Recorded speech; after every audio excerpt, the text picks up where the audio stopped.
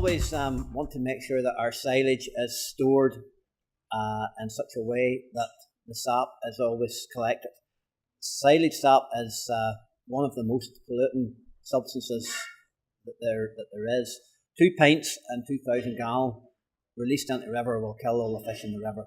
That's a very small amount of silage sap, and in a big silo there could be hundreds of gallons of it. So we have to make sure that that silage sap is collected, and we collect the silage sap and we take it out and put it on the land. It doesn't do any harm to put it on the ground. It provides nutrients, and that's excess fertiliser to make the grass grow again. Slurry is stored in sealed tanks as well, or slatted tanks, and slurry is potentially a pollutant as well. Not just as big a pollutant as silage effluent, but still potentially it can cause a lot of problems. Slurry is a valuable nutrient on farms, is a valuable fertiliser, and we want to use that fertiliser wisely. The slurry is stored in tanks until the springtime or summertime, and then it is taken out and sprayed in the land. Obviously, as an organic farm, the dung's even more important to us. A lot of this is from the cattle that we house over the winter. They're eating silage. All the nutrients in the silage have come out of the ground, so we've got to get them back onto the ground, or we won't get any grass the following year on our silage field.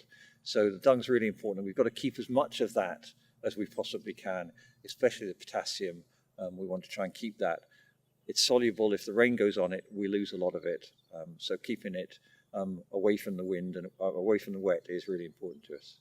What we've got here is just the end bays we use as a covered dung store, and that helps us both if we've got too much dung and we can't get it on the ground because it's too wet or it's frozen, so we can store dung in there, but we can also turn it, which means we can start to compost it a little bit, and that's much better for our vegetables if we haven't got a lot of straw in it that's all sort of rough. So if we can compost it, we can then use it later on in the year, or even the following season with our vegetables, and it's broken down better, it's more stable, and you get less runoff and less nutrient loss from it.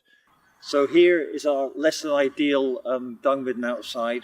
Basically, when we had to clear out the pig shed in the winter, we couldn't spread it, it was too wet. We couldn't put it in the covered midden because there was too much straw in there, because we couldn't store the straw because we had the hay somewhere. So just like any other small farm, you run out of space. So we put it here well away from any watercourses, and any effluent from this will run down into the grass paddock. So hopefully we'll get some of that still used, and we'll be spreading it as soon as it's dry enough to get back on the ground. The meal on the farm is stored in steel bins. The purpose of the steel bins is to make sure the meal is kept dry and it is kept free from birds and rodents. Birds and rodents carry many diseases, for instance leptospirosis and so on, which if they have access to the meal, their droppings and so on can lead to these conditions being passed on to the animals and causing production loss and diseases. So the meal is stored in the bins, and it's in there, it's safe, it's dry, it's clean, and very secure.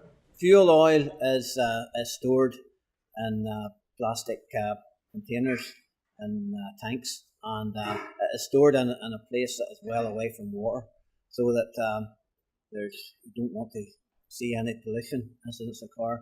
So there's always a couple of safety valves on it to make sure that if one is left on, the other one is closed, so there's no leakages. You do not want fuel oil going into water courses because it kills fish and causes a lot of environmental damage. So this is our very small diesel storage tank for the farm. We're not a big farm and we don't like using diesel, so we use as little as possible, but we've put it up on this concrete step here to keep it away from traffic, so something's much less likely to bump into it. We've got these posts here to keep it off any boom that was coming past, and it's a bunded tank, it's a new tank, and it's a manual pump, which makes you realise every time you're using diesel, because you can't just switch on an electric pump, you have to manually pump it into the tractor, which does you good. Pesticides are stored in a locked cupboard. There's a record kept of all the pesticides, where they are and when they're used, so that we know what has been used, where it has been used and how much, and that keeps a record of everything that's going on there.